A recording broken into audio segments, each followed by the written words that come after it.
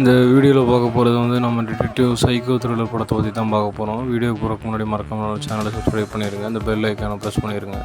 இந்த வீடியோவில் பார்த்தீங்கன்னா இங்கே இருக்க இந்த பொண்ணு தான் வந்து நம்ம ஹீரோவோட கேர்ள் ஃப்ரெண்டு, அப்புறம் ஒய்ஃபும் கூட.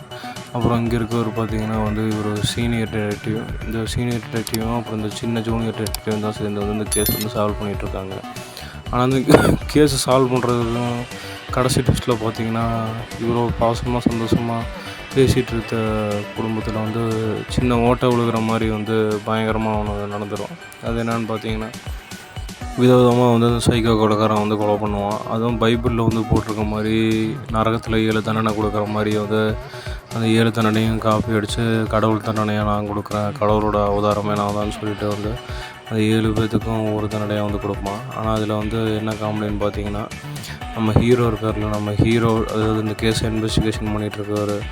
நம்ம ஜூனியரோட ஒய்ஃபு கொலை பண்ணி அவரோட தலையை மட்டும் வெட்டி அந்த பாக்ஸில் போட்டு அனுப்போம். அந்த கொரியர் பாயும் வந்து அந்த பாக்ஸ் வந்து டெலிவரி பண்ணுவான்.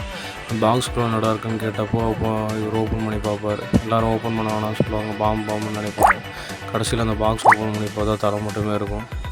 அதை பார்த்து வந்து பயங்கரமாக ஷாக் ஆகிடுவார் இவரும்.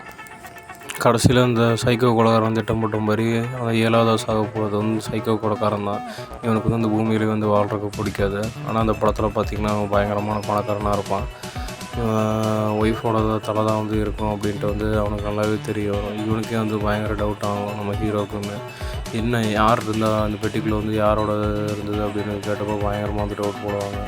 அவன் வந்து உண்மையை சொல்லிடுவான் அந்த சைக்கோ கொலைக்காரன். ஏன்னா வந்து துப்பாக்கி வச்சுருக்கான், துப்பாக்கி வச்சு நெத்தி போட்லேயே கன் ஷாட் வாங்கினது அந்த சைக்கோ கொலைக்காரனுக்கு வந்து ஆசை. அதை தான் அவன் பண்ணணும்னு பார்ப்பான்.